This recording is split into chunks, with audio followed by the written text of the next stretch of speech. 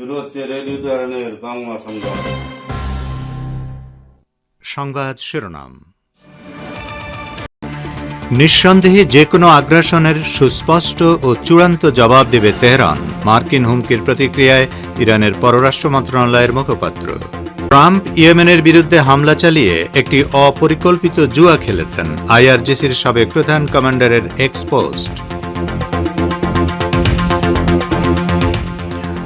ওমরা ভিসা বন্ধ করেনি সৌদি আরব, ধর্ম উপদেষ্টা। রাজনৈতিক দলের সঙ্গে ঐকমত্য কমিশনের বৈঠক বৃহস্পতিবার।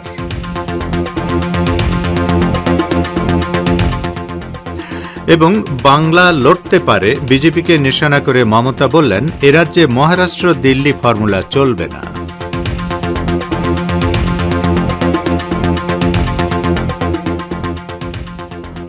আসসালামু আলাইকুম শ্রোতা বন্ধুরা, গুরুত্বপূর্ণ সংবাদ শিরোনাম শুনলেন এতক্ষণ। এবারে বিস্তারিত বিশ্ব সংবাদে আপনাদের আমন্ত্রণ জানাচ্ছি আমি নাসির মাহমুদ। ইরানের বিরুদ্ধে যে কোনো ধরনের আগ্রাসনের সুস্পষ্ট ও চূড়ান্ত জবাব দেবে তেহরান। ইয়েমেনের প্রতি ইরানের সমর্থনকে কেন্দ্র করে সম্প্রতি মার্কিন প্রেসিডেন্ট তেহরানের বিরুদ্ধে যে হুমকি দিয়েছেন, তার প্রতিক্রিয়ায় ইরানের পররাষ্ট্র মন্ত্রণালয় এই হুঁশিয়ারি উচ্চারণ করলেন। ইয়েমেনের রাজধানী সানা সহ দেশটির বিভিন্ন স্থানে গত শনিবার রাতে ইঙ্গো মার্কিন বাহিনীর ভয়াবহ বিমান হামলায় অন্তত 53 বেসামরিক ব্যক্তি নিহত ও 101 জন আহত হন। হতাহতদের বেশিরভাগ নারী ও শিশু। গত জানুয়ারি মাসে ডোনাল্ড ট্রাম্প হোয়াইট হাউসের দায়িত্ব গ্রহণ করার পর এই প্রথম ইয়েমেনে আগ্রাসন চালাল আমেরিকা। ট্রাম্প হুমকি দিয়ে বলেছেন, ইয়েমেনে হামলা চালানোর মাধ্যমে ইরানকে বার্তা দেওয়া হয়েছে এবং বার্তায় কাজ না হলে ইরানের বিরুদ্ধে হামলা হতে পারে। এর প্রতিক্রিয়ায় ইরানের পররাষ্ট্র মন্ত্রণালয়ের মুখপাত্র ইসমাইল বাকাই গতকাল তেহরানে সাংবাদিকদের সাপ্তাহিক ব্রিফিংয়ে বলেছেন, আমরা ইরানের ভৌগোলিক অখণ্ডতা এবং এর জাতীয় নিরাপত্তা ও স্বার্থের বিরুদ্ধে যে কোনো আগ্রাসনের চূড়ান্ত জবাব দেব। এ ব্যাপারে কারও মনে যেন বিন্দুমাত্র সন্দেহ না থাকে। বাকাই আরও বলেন, ফিলিস্তিনি জনগণের সমর্থনে ইয়েমেনের সরকার ও জনগণ যেসব পদক্ষেপ নিয়েছে বা নিচ্ছে, সেসব সিদ্ধান্ত নেওয়ার পূর্ণ অধিকার একটি স্বাধীন দেশ হিসেবে তাদের রয়েছে। ইয়েমেনের সিদ্ধান্ত গ্রহণে ইরানের কোনো হাত নেই। তিনি ইয়েমেনের বিরুদ্ধে ইঙ্গো মার্কিন বাহিনীর শনিবার রাতের হামলার তীব্র নিন্দা জানিয়ে বলেন, আমেরিকা ও ব্রিটেন সকল আন্তর্জাতিক আইন লঙ্ঘন করে ওই আগ্রাসন চালিয়েছে।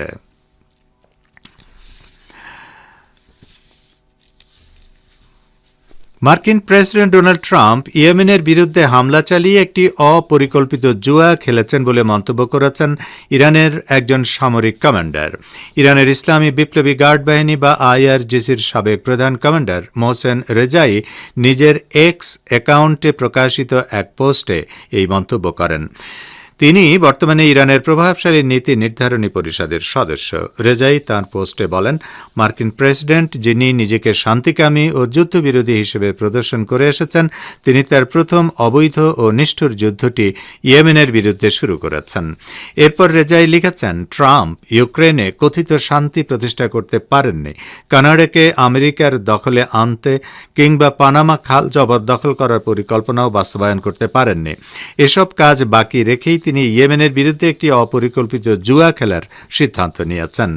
ফার্সি ভাষায় প্রকাশিত পোস্টের শেষাংশে জেনারেল রেজাই লিখেছেন, ইনশাআল্লাহ ইয়েমেনে ভুকা নাঙ্গা ইমানদার প্রতিরোধ যোদ্ধারা আমেরিকার অত্যাধুনিক রণতরীকে পরাস্ত করবেই।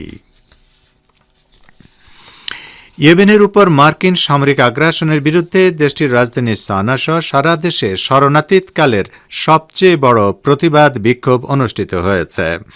গতকাল অনুষ্ঠিত এসব বিক্ষোভে কয়েক মিলিয়ন মানুষ অংশগ্রহণ করেছে।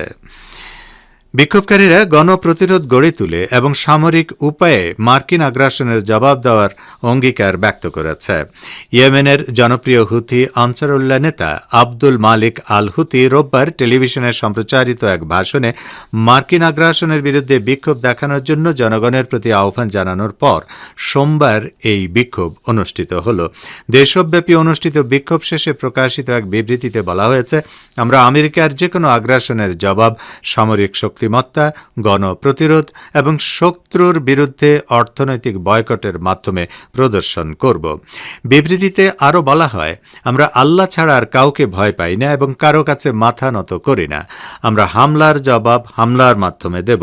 শুধু রাজধানী সানার বিক্ষোভে অন্তত ২০ লাখ মানুষ অংশগ্রহণ করেছেন বলে ধারণা করা হয়।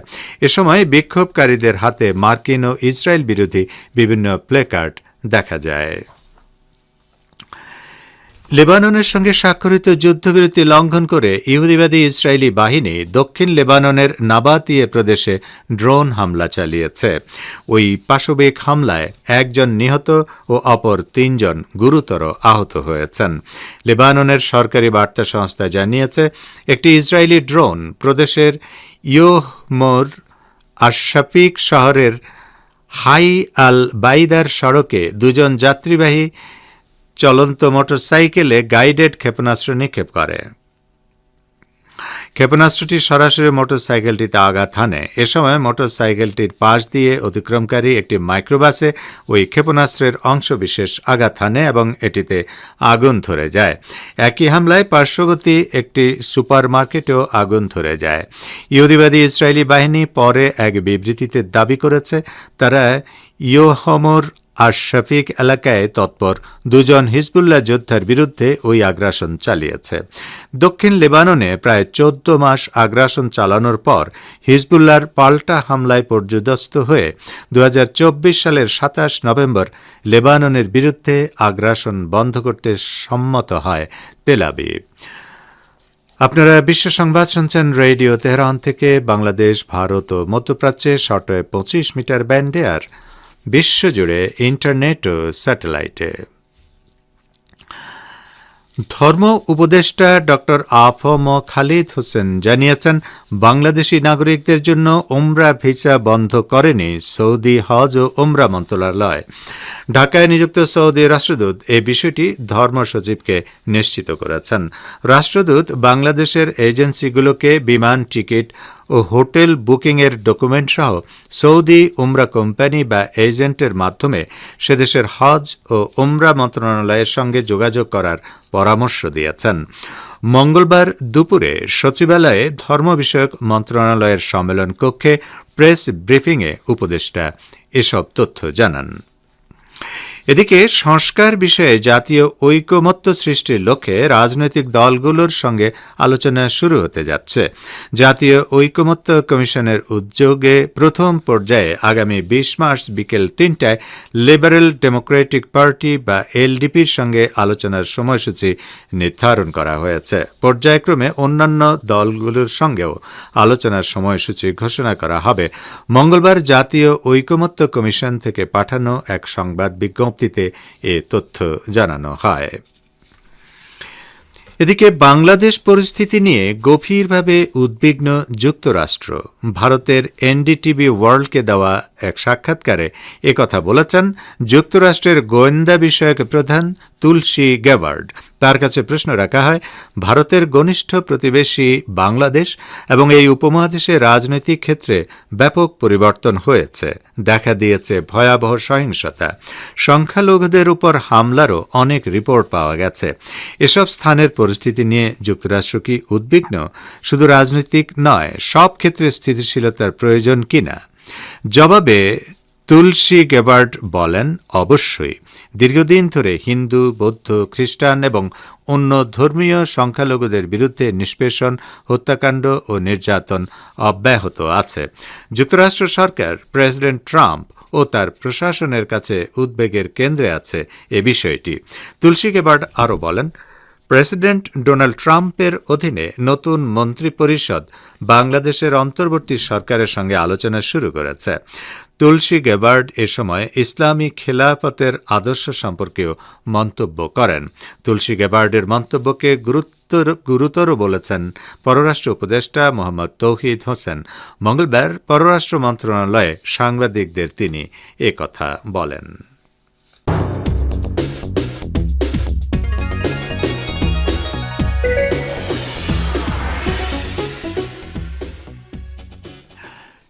বিশ্ব সংবাদে আবারও স্বাগত আপনাদের। তৃণমূলের মেগা বৈঠক, প্রধান বক্তা দলের প্রধান মমতা ব্যানার্জি। স্বাভাবিকভাবেই